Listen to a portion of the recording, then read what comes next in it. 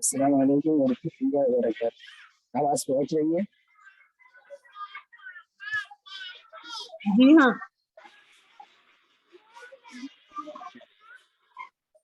ٹھیک۔ السلام علیکم ورحمۃ اللہ وبرکاتہ۔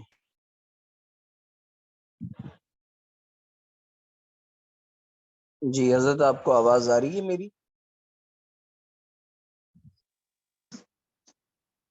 جی آپ کی آواز آ رہی ہے۔ جی حضرت،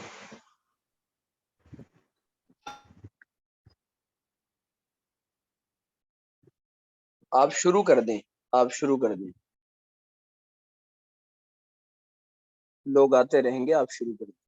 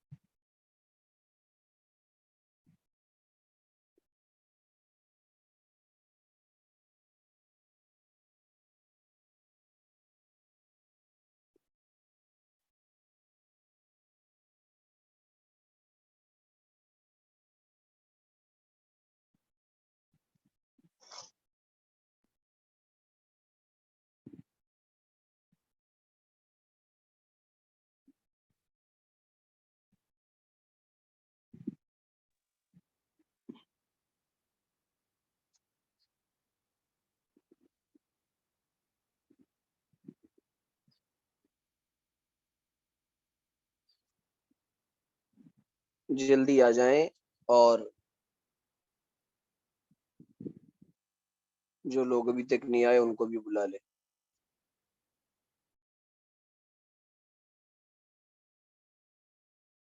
رکے رہیں، ابھی کلاس شروع ہی نہیں ہوئی، انتظار کیا کریں تھوڑا سا۔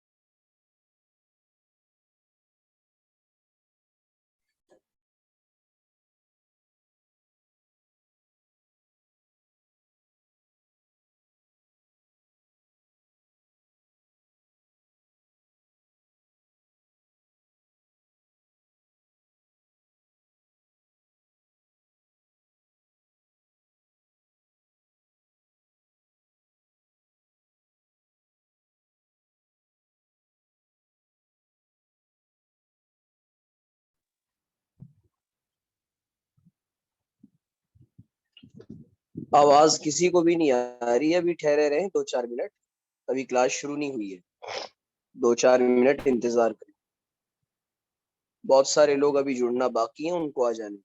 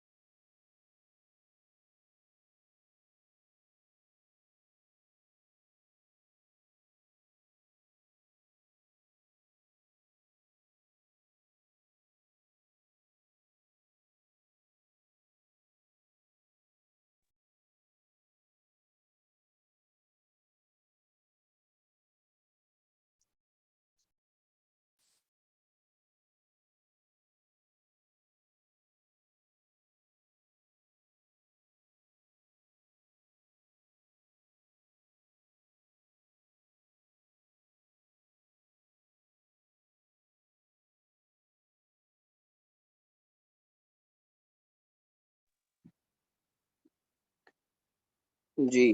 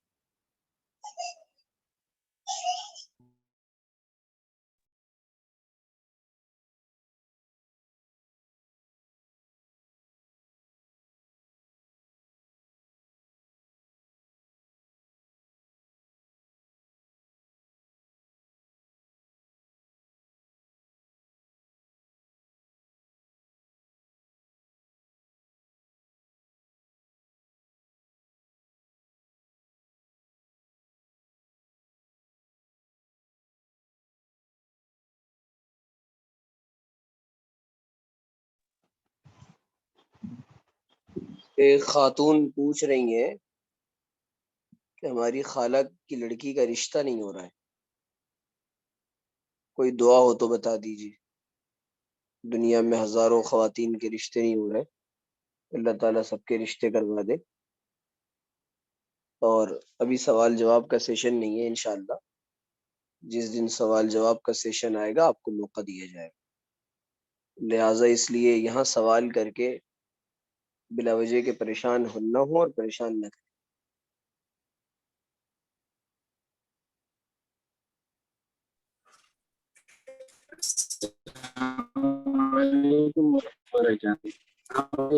وعلیکم جی جی جی وعلیکم السلام حضرت، آواز پہنچ رہی ہے، درس شروع کر دیں آپ۔ ٹھیک ہے ہاں جی اعوذ باللہ من الشیطان الرجیم بسم اللہ الرحمن الرحیم یا الذین آمنوا ورسول فإن اللہ سمیع علیم۔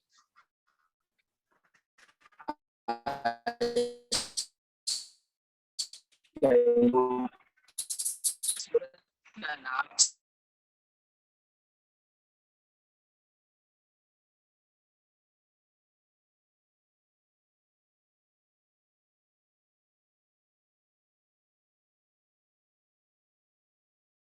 تغیر رسول اللہ صلی اللہ علیہ وسلم نے امہات المؤمنین کے لیے رہائش کے لیے تعمیر فرمائے تھے۔ اور اس کے علاوہ دوسرے اور بھی حضرات کے مکانات تھے جہاں پہ لوگ رہا کرتے تھے. اور یہ سورت سورہ حجرات کی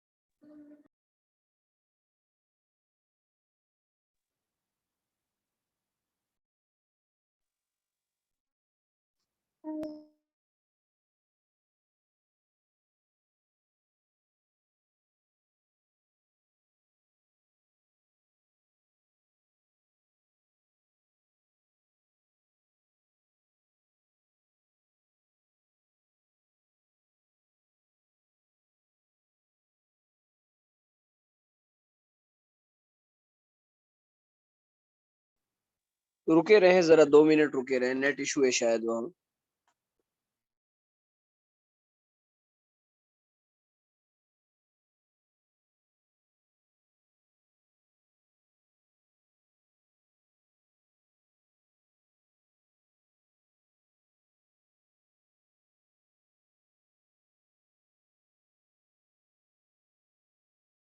السلام علیکم ورحمۃ اللہ وبرکاتہ. میں دوبارہ جوائن کر رہا ہوں. دیکھیے آواز جی ہماری جی پہنچ رہی ہے؟ جی ماشاء اب ٹھیک ہے حضرت, آواز اب ٹھیک ہے, اب اللہ ٹھیک. آواز اب ٹھیک ہے. اچھا تو جی جی ہم بالکل شروع کریں فوراً. سورہ حجرات کی بات کر رہے تھے, اور سورہ حجرات کا جو نام ہے حجرات, یہ حجرہ سے مشتق ہے, اور یہ حجرہ مسجد نبوی کے ارد گرد اور آس پاس بنائے گئے تھے. اور یہ حجرات ازواج مطہرات کے امہات المؤمنین کے بھی تھے, اور دیگر حضرات صحابہ کرام کے بھی حجرات تھے. وہاں پر ان سب لوگوں کی رہائش تھی.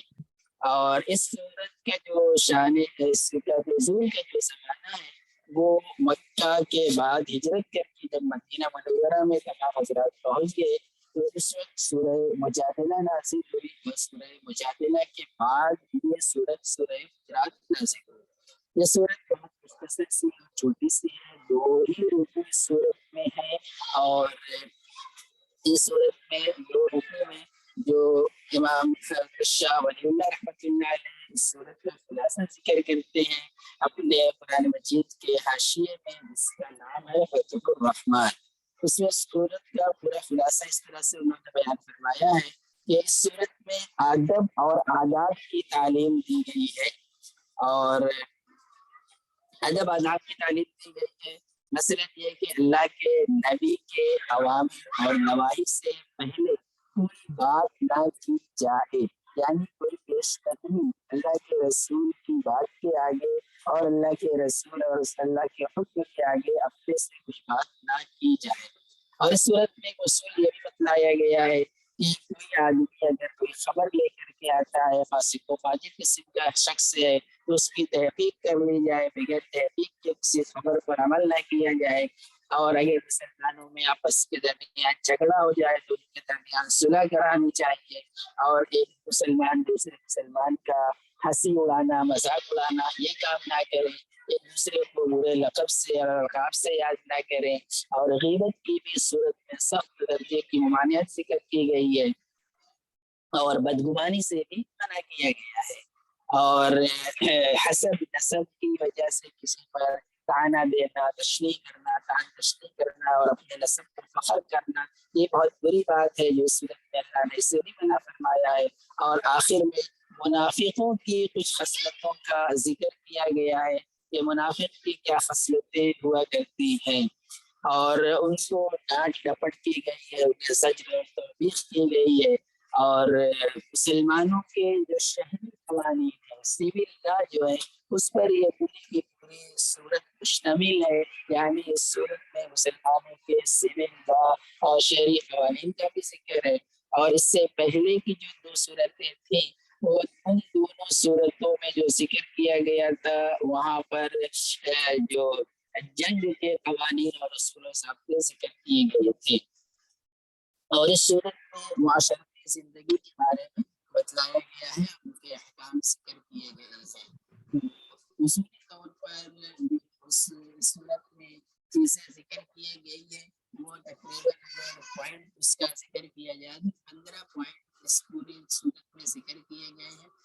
انسان کے معاشرتی زندگی کے انحصار کے اصول اور ضوابط ہیں، اور ان پر عمل کرنے کوئی قوم اور کوئی بھی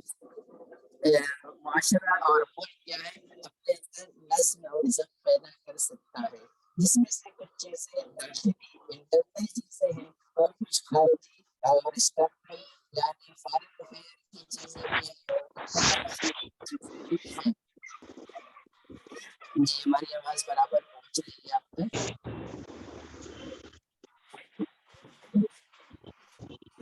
ہاں، اور یہ جو 15 پوائنٹ صورت میں ذکر کیا گیا ہے، اگر ان سے کسی چیز کی بھی کوئی خلاف ورزی کرتا ہے تو معاشرے میں بڑی جو ہے تو فساد کی اور بگاڑ کی صورت پیدا ہو سکتی ہے اور بڑا معاشرہ زوال تک پہنچ سکتا ہے۔ اور ابھی جس صورت کی جس آیت کی تلاوت کے بھی سب سے پہلے جو بات فرمائی، حضرت آواز بہت سلو آ رہی ہے، تھوڑا سا اور مائک کو قریب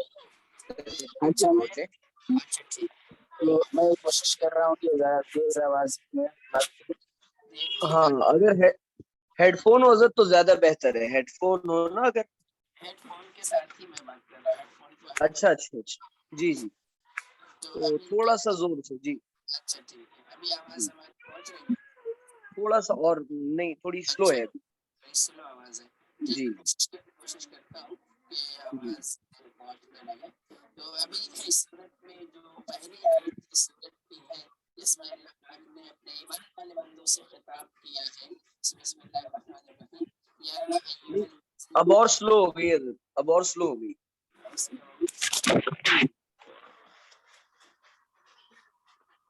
ٹھیک جی ہے، اب بولیں۔ ہاں جی جی، آواز پہنچ رہی؟ نہیں، بہت بہت سلو ہے اچھا ٹھیک ہے، تو ہم جس طرح حضرت۔ ہیڈ فون نکالیں، ذرا ہیڈ فون نکال کے ٹرائی کریں۔ جی آواز اب ٹھیک، جی اب ٹھیک ہے، اب ٹھیک۔ یہ آواز آئی ہماری؟ جی جی اب ٹھیک ہے حضرت، اب ٹھیک ہے۔ ٹھیک ہے، اچھا ٹھیک ہے، جی جی تو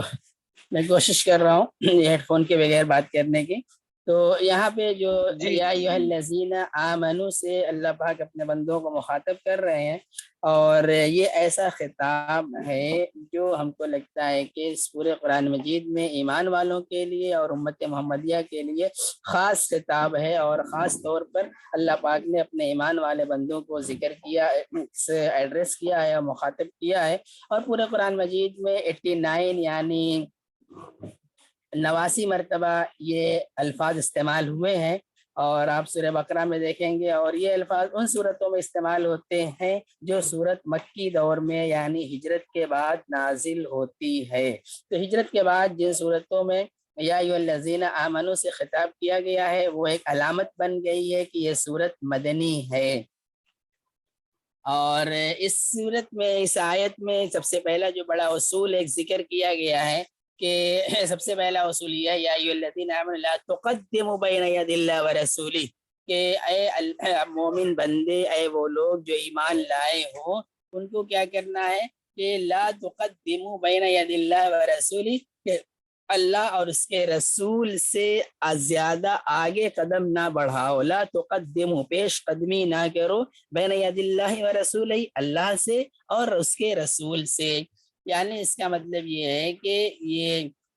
اللہ اور اس کے رسول کا جو حکم ہے، اللہ اور اس کے رسول کی جو اجازت ہے، اس سے کسی بھی طرح کے کسی بھی معاملے میں آگے نہیں بڑھنا چاہیے۔ یعنی جب کسی معاملے میں اللہ اور اس کے رسول کا حکم موجود ہے یا اللہ اور اس کے رسول کا حکم آنے والا ہے، متوقع ہے، یہ اس وقت کی بات ہو رہی ہے جب قرآن مجید نازل ہو رہا ہے۔ اور چونکہ اب قرآن مجید نازل ہو چکا، وہی مکمل ہو چکی، ساری چیزیں ہمارے اور آپ کے سامنے آ گئی، نبوت کا دروازہ بند ہو گیا، تو اب بھی جب اللہ اور اس کے رسول کے احکام موجود ہیں، قرآن موجود ہے، حدیث موجود ہے، اس میں کسی بھی معاملے کا حکم موجود ہے، تو اپنے سے کوئی بھی فیصلہ اور اپنے سے کوئی بھی مسئلہ نہیں بتانا اور اخذ کرنا چاہیے۔ یہ کہ ہم تو اس سلسلے میں یہ بات کہتے ہیں، حالانکہ اللہ اور اس کے رسول کا معاملہ کا حکم اور فرمان پہلے سے موجود ہے، اور جب قرآن نازل ہو رہا ہے اس وقت بھی لوگوں سے یہ کہا جا رہا ہے کہ آپ لوگ اللہ اور اس کے رسول کے حکم سے آگے نہ بولیے، آگے نہ بڑھیے، کہ یہ جی، اور اپنی رائے اللہ اور اس کے رسول کے حکم کے آگے اپنی کوئی رائے بھی نہ دی جائے، اور فرمان رسول کو کیا ہے توجہ سے سننا چاہیے، توجہ سے سننے کی بات کی جا رہی ہے، اور اس پر بغیر چوچرا عمل کر لیا جائے، یعنی اپنی خواہشات کا، اپنی رائے کا، اور کو کیا کیا جائے، اللہ اور اس کے رسول کے احکام کے تابع بنا لیا جائے۔ تو یہ پہلا اصول ہے کہ نبی کریم صلی اللہ علیہ وسلم کے ادب اور حقوق میں سے بھی ہے کہ مسلمان کیا کریں، آپس میں برادرانہ تعلق کیا ہے رکھیں، اور اپنے جماعت کا جو نظام ہے اس نظام کے ساتھ رہیں۔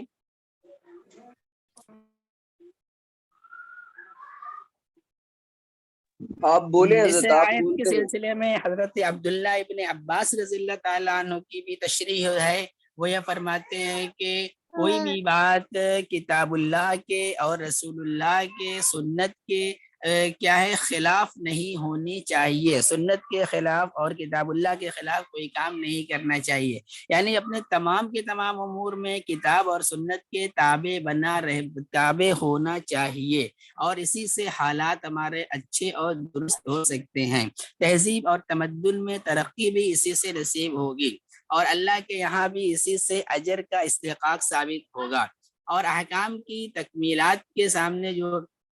مشکلات کا سامنا بھی کرنا پڑتا ہے، وہ مشکلات بھی کیا ہو جائیں گے، ہمارے لیے آسان ہو جائیں گی۔ اب آگے ذکر کیا جا رہا ہے تقوی، واتقوا اللہ، اللہ کا تقوی اختیار کرو، خوف خدا اختیار کرو۔ آیت کریمہ میں یہ دوسرے نمبر پہ ایک اصول بیان کیا گیا ہے کہ واتقوا اللہ، اللہ سے ڈرتے رہو، یعنی خدا کے خوف کو بہت بلند اصول بنایا گیا ہے، جس کی وجہ سے انسان کو فوز، فلاح، کامیابی حاصل ہوتی ہے، اور قرآن پاک میں جا بجا تقوی کی تلقین کی گئی ہے، تقوی کا حکم دیا گیا ہے، اور جتنی بھی آیتیں آپ دیکھیں گے یا ایھا الذین آمنوا سے خطاب کرنے والی ان آیتوں میں اکثر آیات ایسی ہیں جس میں تقوی کی بات ضرور کی گئی ہے، اور سورہ بقرہ میں بھی تقوی کے سلسلے میں، یعنی آپ قرآن مجید کی جتنی بھی آیتیں دیکھیں گے ہر دوسری تیسری آیت کے بعد متقی لوگوں کا ذکر اور تقوی کا ذکر ضرور پائیں گے کہ اللہ کا تقوی اختیار کیا جائے، اور اس کے بعد اس الحمدللہ تقوی کی محافظت اور تقوی کی حفاظت کرنا، یہ کیا ہے، شرع کی حدود میں سے ہے، حدود شرع ہے، یعنی شریعت کے جو حدود کی حفاظت آدمی کرنا چاہے گا تو اس کو متقی بننا پڑے گا، پرہیزگار بننا پڑے گا۔ اور تقوی کا معنی کیا ہے؟ تقوی کا معنی بچنا ہے اور بچانا ہے، جیسے ہم آپ سب لوگ جب ٹریفک کے نظام اور اصول کو فالو کرتے ہیں، جو بھی شخص سے گاڑی چلاتا ہے، بائک چلاتا ہے، پیدل چلتا ہے راستے میں، تو اس وقت وہ کتنے درجے کا متقی ہوتا ہے، آپ اس کا اندازہ اپنی زندگی اور اپنے ذات سے خود جان سکتے ہیں، پہچان سکتے ہیں، کہ سب سے پہلے تو خیال یہ ہوتا ہے کہ ہم کو کوئی ٹچ نہ کر دے کہ اس سے ہمیں تکلیف ہو جائے، اور ہم کسی دوسری بائک اور گاڑی کو ٹچ نہ کر دیں، یعنی خود بچتا بھی ہے اور بچاتا بھی ہے۔ یہ جو بھی ڈرائیور ہوتا ہے، جو بھی گاڑی چلانے والا ہوتا ہے، چاہے وہ زندگی کی گاڑی چلانے والا ہو یا کسی اور طرح کی گاڑی چلانے والا ہو، وہ سب سے پہلے نمبر پر اس اصول کو اپنے اوپر لازم رکھتا ہے اور جاری کرتا ہے کہ ہم سے کسی کو نقصان نہ پہنچے اور ہمیں کسی سے نقصان نہ پہنچے، لا ضرر ولا ضرار، نہ ہم نقصان پہنچائیں گے نہ نقصان اٹھائیں گے۔ تو تقوی کے بڑے اصولوں میں سے ایک اہم اصول ہے، اور یہ بھی نہیں کہ ہم ایک جگہ کھڑے ہوئے ہیں یا ایک جگہ جمے ہوئے ہیں اور ہم نہ کسی کو نقصان پہنچا رہے ہیں اور نہ کسی کا نقصان کر رہے ہیں، بلکہ تقوی کے مفہوم میں یہ بات بھی شامل ہو رہی ہے کہ ہم آگے بھی بڑھتے چلے جا رہے ہیں اور بچتے ہوئے بھی اور بچاتے ہوئے بھی، یعنی اگر کوئی یہ سمجھ لے کہ ہمارا تقوی یہی ہونا چاہیے کہ ہم صرف بچے رہیں اور آگے بھی نہ بڑھ سکیں، تو یہ بھی متقی ہونے کے درجے کے موافق بات نہیں ہوگی۔ یہ ہمیں آگے بھی بڑھنا ہے، بچتے اور بچاتے ہوئے آگے بڑھنا ہے۔ اور تقوی کے ایک معنی جو آپ نے سنے اور سمجھے کہ بچنا اور بچانا ہے، دوسرا ایک معنی یہ ہے کہ جب بھی آدمی کسی چیز سے بچنے اور بچانے کی کوشش کرتا ہے تو وہ ہمیشہ الرٹ ہوتا ہے، ہوشیار ہوتا ہے۔ اور یہ ہوشیاری اور یہ الرٹنس جو ہے یہ اللہ پاک نے انسان کی فطرت میں شامل اور داخل کر رکھا ہے۔ یہاں تک کہ جو بے زبان جانور اور مخلوق ہیں ان کے اندر بھی اللہ نے ایسے صلاحیتیں انبلڈ کر رکھی ہے کہ جس سے وہ کیا کرتے ہیں، اپنے نقصان کے موقع پر الرٹ ہو جاتے ہیں اور اپنے نقصان کے موقع کو پہچان لیتے ہیں۔ اور اسی مناسبت سے اللہ نے انہیں بچنے اور بچانے کے لیے انسٹرومنٹ بھی دے رکھا ہے، ٹولس بھی دے رکھا ہے۔ کسی جانور کو پنجہ دیا ہے، کسی جانور کو سینگ دیا ہے، کسی کو دانت اور جبڑے دیے ہیں، کسی کو پیروں میں وہ صلاحیت رکھی ہے کہ وہ لات سے مار کر اپنا نقصان دور کر لیتا ہے۔ کسی کو اللہ نے فن دے رکھا ہے، یعنی وہ اپنا فن پھیلا کر کے کیا کر لیتا ہے، اپنے نقصان سے بچنے کی کوشش کرتا ہے۔ یعنی جو بھی جس درجے کی مخلوق ہے اللہ نے اس تمام مخلوقات کو ایک انبلڈ صلاحیت دے رکھی ہے اپنے نقصان کو بچانے کی اور اپنے نقصان سے بچنے کی، یعنی بچنے کی بھی اور بچانے کی بھی صلاحیت اللہ نے دے رکھی ہے۔ سانپ کو آپ دیکھتے ہیں کہ جب وہ کوئی خطرہ محسوس کرتا ہے تو فوراً الرٹ ہو جاتا ہے۔ گائے، بیل، بھینس وغیرہ کو اللہ نے سینگ دے رکھی ہے، جب وہ خطرہ محسوس کرتے ہیں تو فوراً الرٹ ہو جاتے ہیں۔ اور دیگر پنجے والے جانور ہیں، جبڑے والے جانور ہیں، جب بھی وہ خطرہ محسوس کرتے ہیں تو فوراً الرٹ ہو جاتے ہیں۔ اسی طرح ہم انسانوں کو بھی اللہ نے وہ صلاحیت دے رکھی ہے اور وہ صلاحیت کا نام ہے تقویٰ کی صلاحیت۔ وَنَفْسٍ وَمَا سَوَّاهَا فَأَلْهَمَهَا، یہ ساری چیزیں آپ نے سنی ہوگی کہیں نہ کہیں کہ نفس انسانی کی اور نفس کی قسم کھا کر کے اللہ نے کیا فَأَلْهَمَهَا فُجُورَهَا وَتَقْوَاهَا، کہ فَأَلْهَمَهَا فُجُورَهَا وَتَقْوَاهَا، اس سے یہ انبلڈ صلاحیت اللہ نے دے رکھی ہے۔ اس انبلڈ صلاحیت کو ہمیں کیا کرنا ہے، استعمال کرنا ہے۔ تو تقوی پر ہم نے بہت زیادہ بات کر لی۔ تقوی اصل میں یہی چیز ہے کہ انسان اپنے آپ کو بھی بچے اور دوسرے کو بھی بچائے، جیسا کہ ٹریفک کے نظام میں انسان اپنے آپ کو بھی بچاتا ہے اور دوسرے کو بھی بچاتا ہے۔ اور جب اس سے کہہ دیا جاتا ہے کہ دیکھیے لائٹ ریڈ ہو گئی، لائٹ گرین ہو گئی، لائٹ یلو ہو گئی، تو وہ ان تمام لائٹوں کو بھی کیا کرتا ہے، فالو کرتا ہے اور ان سے بھی اپنے آپ کو کیا کرتا ہے، بچنے اور بچانے کا کام لیتا ہے۔ اگر کوئی شخص ان لائٹوں کا اہتمام نہیں کرتا ہے، چلنے کی جگہ پہ چلتا رہے نہیں اور رکنے کی جگہ پہ رکتا نہیں، تو پھر آس پاس کے سارے ماحول میں کیا ہوتا ہے، گڑبڑی پیدا ہو جاتی ہے، فساد پیدا ہو جاتا ہے۔ اسی وجہ سے ہمیں کچھ چیزوں سے رکنا بھی ہے، کچھ چیزوں سے بچنا بھی ہے، اور کچھ حکم جب آ جائے تو ہمیں فوراً آگے بھی بڑھنا ہے، وہاں رکے نہیں رہنا ہے۔ جیسے آپ لائٹ آتی ہے چوراہے پہ اور کیا کہتے ہیں کہ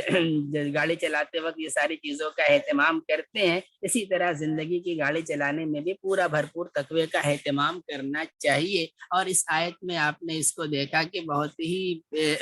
اللہ اور اس کے رسول سے پیش قدمی کے بعد فوراً دوسرے نمبر پر کہہ دیا گیا ہے وَاتَّقُوا اللَّهَ، کہ تقوی کو اختیار کیا جائے۔ اور تقوی کے اختیار کرنے کا مطلب یہ ہے کہ شریعت نے جو احکام دیے ہیں ان احکام کی پابندی کی جائے تو وہی شخص کیا ہوتا ہے، متقی ہوتا ہے، پرہیزگار ہوتا ہے۔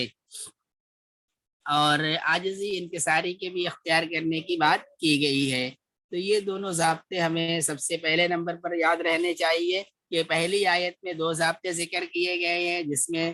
جس میں کیا ہے، ساری تہذیب و تمدن کا انحصار ہے کہ وہ یہ ہے کہ اللہ اور رسول کے حکم کے آگے ہم اپنی کوئی رائے نہیں رکھتے ہیں۔ دوسرے نمبر پر جو اصول و ضابطہ دیا گیا ہے کہ وہ ہماری ساری زندگی میں تقوی کا ہونا انتہائی اہم اور ضروری ہے۔ ان اللہ سمیع علیم، اور اللہ پاک کیا ہے، خوب کامل ترین درجے کے سننے والے ہیں، علیم اور خوب کامل ترین درجے کے علم والے بھی ہیں۔ یعنی جو بھی علم ہے اور جو بھی سماعت ہے سب کچھ اللہ ہی کے پاس سے ہے۔ انما العلم هو من عند اللہ، کہ اللہ کے پاس ہی سے سارا کا سارا علم آتا ہے۔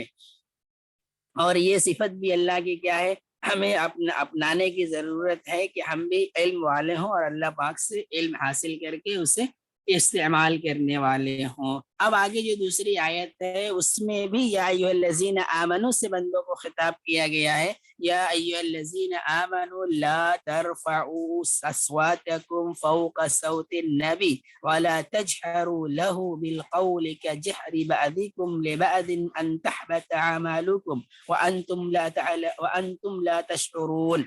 یہ اگلی آیت ہے۔ اس آیت میں بھی ایمان والے بندوں کو اللہ پاک نے مخاطب کیا ہے کہ اے میرے وہ بندے جو ایمان لائے ہو، جو ایمان والے بندے، انتہائی پیارا اور پیار اور شفقت کے ساتھ یہ خطاب اللہ پاک فرماتے ہیں۔ اور اس خطاب میں بھی اللہ پاک نے جو اصول اور قوانین بتائے ہیں وہ یہی بتائے ہیں کہ اللہ اور اس کے رسول کے آگے سر تسلیم خم کر دینا چاہیے۔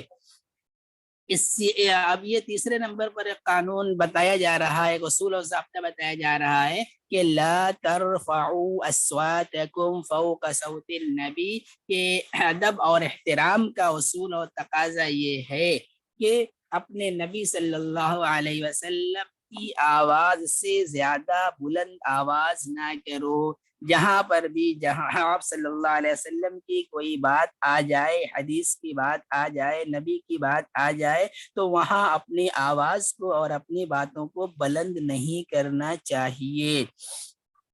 ایک اصول یہ ذکر کر دیا گیا کہ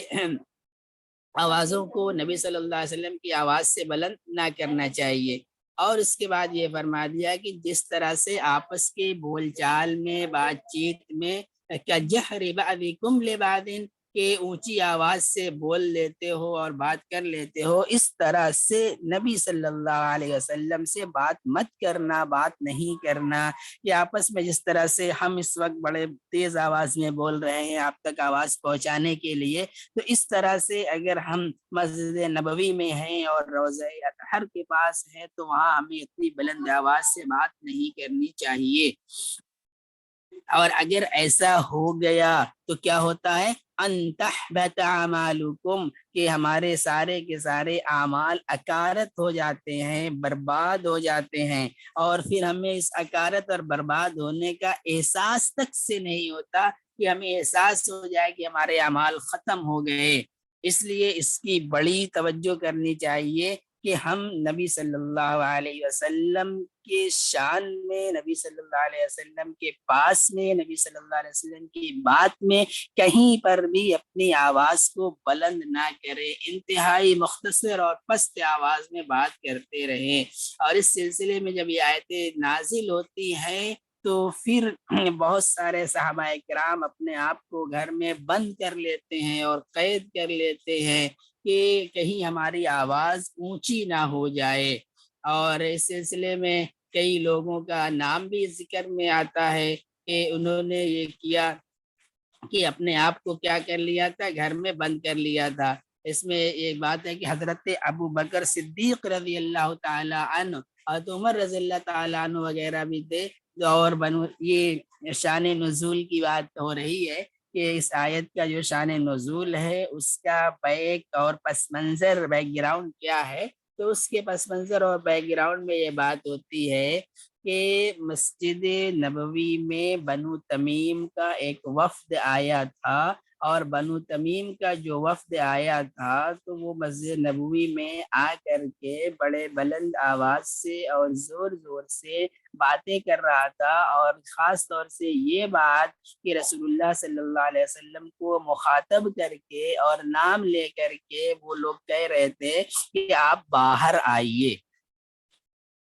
جی، تو یہاں پر ان کو بھی ادب اور آداب سکھلایا جانا تھا کہ بھئی آپ صلی اللہ علیہ وسلم کو اس طرح سے نہیں پکارنا، نہیں بلانا جس طرح سے تم آپس میں اپنے ایک دوسرے بھائی کو، ایک دوسرے دوست کو، ایک دوسرے جاننے والے کو بلاتے اور پکارتے ہو۔ کجہر بعضکم لبعض، تو یہ بات یہاں پر شان نزول کے سلسلے میں ذکر کی جاتی ہے کہ حدیث میں آتا ہے کہ ایک مجلس میں ابو بکر صدیق رضی اللہ تعالیٰ عنہ بھی تھے، عمر رضی اللہ عنہ بھی تھے، اور آپ کے پاس بنو تمیم کے کچھ لوگ آئے تھے، اور ان میں سے کوئی شخص آپ صلی اللہ علیہ وسلم ان میں یہ کئی طرح سے آپ کو شان نزول کی بات مل سکتی ہے، اور اگر پوری ساری باتوں کو جمع کرنے اکٹھے کرنے تو اس کا حاصل اور خلاصہ یہ آتا ہے کہ بنو تمیم کے جو لوگ آئے ہوئے تھے ان میں ایک مسئلہ درپیش تھا، اور مسئلہ یہ تھا کہ ان کا سردار کس کو مقرر کیا جائے۔ تو اس قبیلے کا سردار مقرر کیے جانے کی بات تھی، اور لوگ آپس میں تخمینہ اور اندازہ لگا رہے تھے، اس تخمینے اور اندازے کو بھی ذکر کر رہے تھے کہ ہو سکتا ہے کہ فلاں کو سردار بنایا جائے گا، ہو سکتا ہے کہ فلاں کو سردار بنایا جائے گا، اور آپ صلی اللہ علیہ وسلم نے ابھی اپنی طرف سے کسی کا نام نہیں لیا تھا، کسی کو نامزد نہیں کیا تھا، تو اس لیے بھی یہ بات منع کی گئی کہ جس طرح سے آپ صلی اللہ علیہ وسلم کی بات کے آگے تم لوگ بات کر رہے ہو، یہ بات کرنا مناسب نہیں ہے کہ آپ نے تو ابھی بتایا ہی نہیں اور آپ لوگ اندازہ لگانا شروع کر دیے۔ اور اس میں کچھ لوگوں کی رائے اور آواز کیا ہے زیادہ تیز ہو گئی تھی، کہ کوئی کہہ رہا ہے کہ فلاں کو بنایا جائے گا، کوئی کہہ رہا ہے فلاں کو بنایا جائے گا۔ اب انسانی فطرت ہے کہ ہم اور آپ بھی جب دو طرح کی رائے مختلف ہوتی ہے تو اپنی آواز اور اپنی رائے میں کمپنسیشن کے لیے کیا کرتے ہیں، ذرا سی آواز تیز ہو جاتی ہے، گلے پھاڑ کے چلانا شروع کر دیتے ہیں۔ تو وہاں بھی شاید کچھ اس طرح کی بات ہو گئی تھی کہ آپس میں لوگ جو ہے تو ایک دوسرے کی باتوں میں تیز آواز سے بات کرنے لگے تھے کہ نہیں میں جس کو کہہ رہا ہوں اسی کو نامزد کیا جائے گا، دوسرے صاحب کہہ رہے نہیں میں جس کا نام لے رہا ہوں اسی کو نامزد کیا جائے گا، اور اس طرح سے بات بڑھ گئی تھی، تیز ہو گئی تھی۔ تو اسی بات بڑھ جانے اور تیز ہو جانے کو کیا کیا گیا، لا تقدموا بین ید اللہ ورسولہ سے بندوں کو مخاطب کر کے بتا دیا گیا، سمجھا دیا گیا۔ اور جب آیت نازل ہوئی تو دونوں حضرات جس طرح کی بات کر رہے تھے بڑی ندامت ہوئی، اور بہت سخت جو ہے تو انہیں شرمندگی ہوئی، اور پھر انہوں نے یہ سوچ لیا کہ اب ہم پوری زندگی کیا ہے اونچی آواز سے بات نہیں کریں گے، اور اپنی ساری زندگی آواز کو کیا رکھیں گے، پست رکھیں گے۔ یہاں پر آواز کے سلسلے میں بھی ایک بات ہم اور آپ سمجھ لینا چاہیے کہ آواز ہمیں ایک صالح انسانی معاشرے میں کتنے ڈیسیبل کی رکھنی چاہیے۔ تو اللہ نے قرآن مجید میں سورہ لقمان میں وہ بات ارشاد فرما دی ہے کہ ان انکر الاصوات لصوت الحمیر،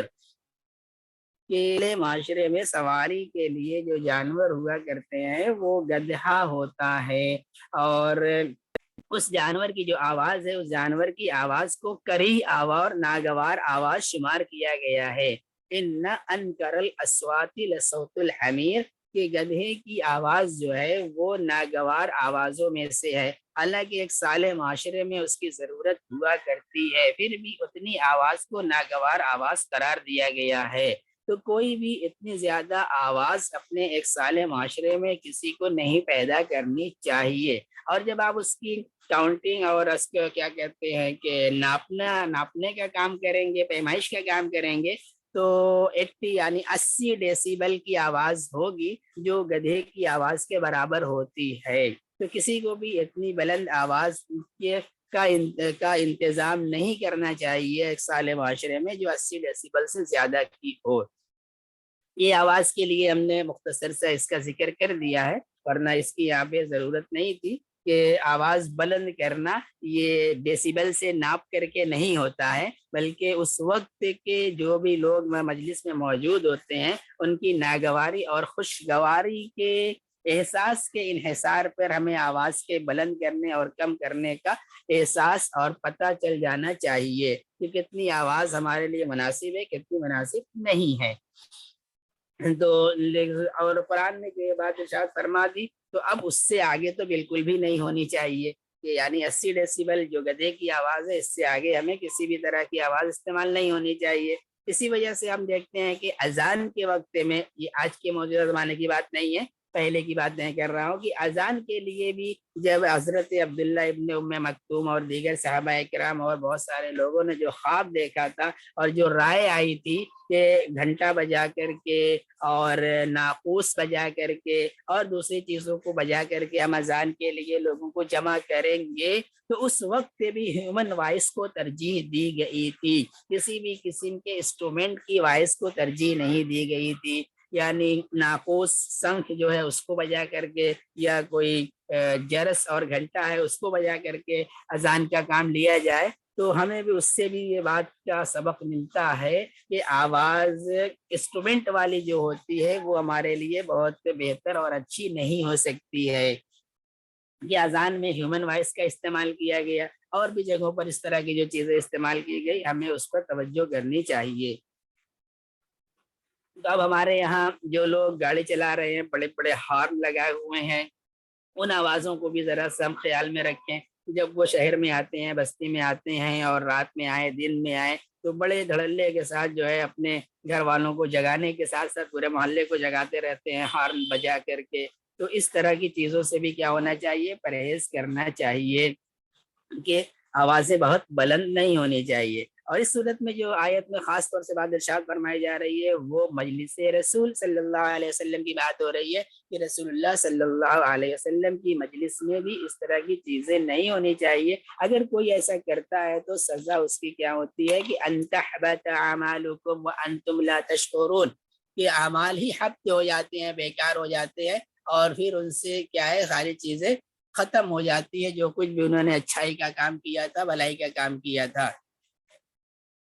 تو ایک صحابی جو تھے ان کی آواز فطری طور پر اور لوگوں کے مقابلے میں ذرا سا تیز ہوا کرتی تھی، اور وہ صحابی شاید حضرت معاذ رضی اللہ تعالی عنہ تھے۔ تو وہ بہت مایوس ہو گئے اور پریشان ہو گئے کہ ہماری آواز تیز ہے تو اب ہم کیا کریں، کس طرح سے مجلس میں حاضر ہوں۔ تو یہ حضرت ثابت رضی اللہ تعالیٰ عنہ، میں نے معاذ کا نام لے لیا، حضرت ثابت رضی اللہ تعالیٰ عنہ کی آواز کیا تھی، وہ تیز تھی، اور وہ اپنے آواز کی اس بلندی سے ڈر کر کے گھر میں ہی رہنے لگے تھے اور باہر نہیں نکلتے تھے اور مجلس رسول صلی اللہ علیہ وسلم میں حاضر نہیں ہو پاتے تھے، اور وہ اس ڈر سے کہ کہیں میرے سارے کے سارے اعمال حبط نہ ہو جائے، ضائع نہ ہو جائے۔ تو بعد میں لوگوں نے ان سے پوچھا، پتہ چلا کہ وہ تو بیمار ہو گئے ہیں، اور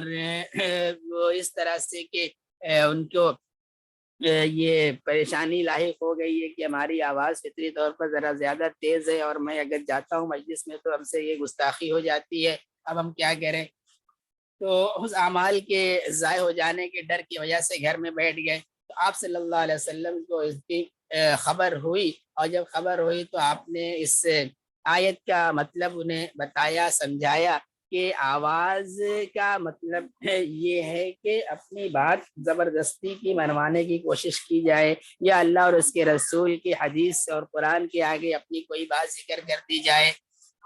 اس طرح سے پھر ان کو واپس مسجد نبوی میں آنے جانے لگے۔ اور ایک صحابی حضرت قیس ابن ثابت رضی اللہ تعالیٰ عنہ، وہ بھی یہ بات کہہ رہے ہیں کہ اسی طرح حضرت ابوبکر صدیق رضی اللہ تعالیٰ عنہ، یہ بھی اپنی آواز اتنی بہت دھیمی آواز سے بات کرتے تھے، یہاں تک کہ پوچھنا پڑتا تھا آپ نے کیا کہا ہے۔ اس طرح سے صحابہ اکرام اپنی آواز کو بہت پست رکھا کرتے تھے۔ جی ہماری آواز آپ تک برابر پہنچ رہی ہے؟ یہ کوئی بیچ میں ڈسٹرب نہیں ہو رہا ہے؟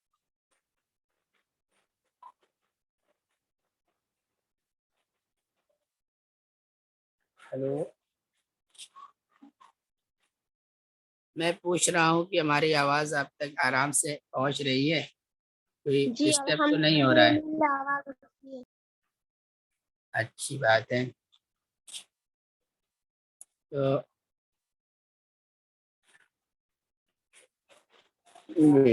تو ہم اتنی آیت پر آج اکتفا کریں گے انشاءاللہ، پھر آئندہ دن سے باضابطہ یہ جو ہیڈ فون وغیرہ ہے اس کا انتظام کر کے پھر آپ سے مخاطب ہوتے ہیں۔ کہ آج کی اس آیت میں جو بات ارشاد فرمائی گئی ہے اس میں یہی ہے کہ اللہ اور اس کے رسول کے حکم کے آگے ہماری اپنی کوئی رائے نہیں ہونی چاہیے، تقویٰ کا اہتمام ہونا چاہیے، اور رسول اللہ صلی اللہ علیہ وسلم کی مجلس میں اور رسول اللہ صلی اللہ علیہ وسلم کے مسجد میں اور رسول اللہ صلی اللہ علیہ وسلم کی جو بھی محفل ہو اس میں اپنی آواز کو بلند نہیں کرنا چاہیے، اور اگر کہیں ہماری آواز بلند ہو جاتی ہے تو اس کا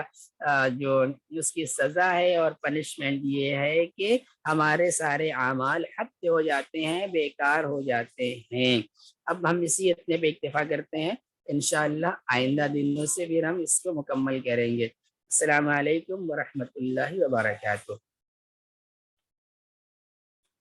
یہ مفتی صاحب ہیں اس میں؟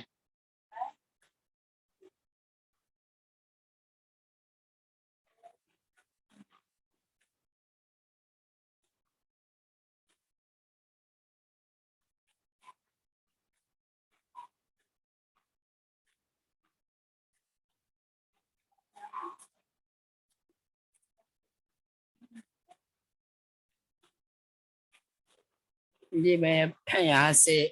لیو کر رہا ہوں، نکل رہا ہوں۔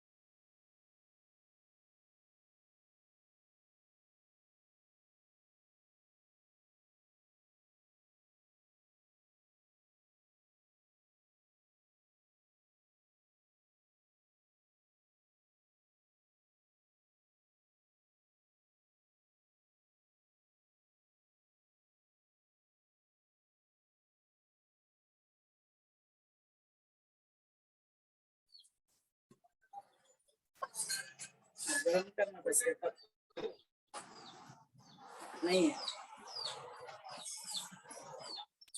ہے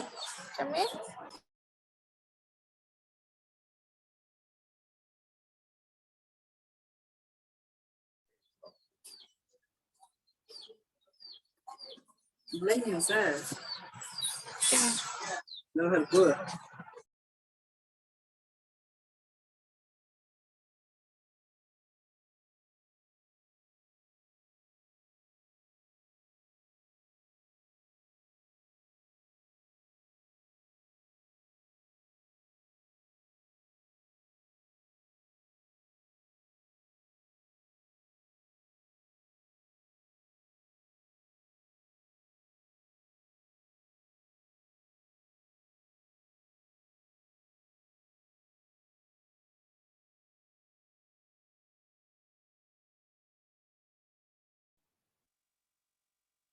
السلام علیکم، لیکچر ختم ہو گیا نا؟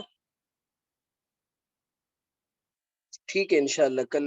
دوبارہ وقت پر جوائن کریں۔ ٹھیک، السلام علیکم۔